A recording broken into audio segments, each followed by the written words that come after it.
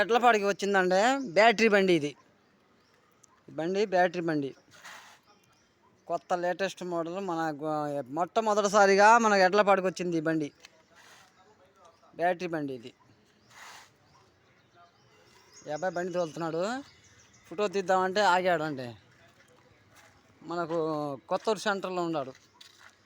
కొద్దిగా అప్పుడే ఉండు, ఒక నిమిషం అన్న తీయని అబ్బాయి. ఇది బ్యాటరీ బండి. ఎంత అబ్బాయి? 20,000 అంటా అండి ఇది. మళ్ళీ పక్కన స్టాండ్ కూడా ఉంది దీనికి. ఇది స్టాండ్.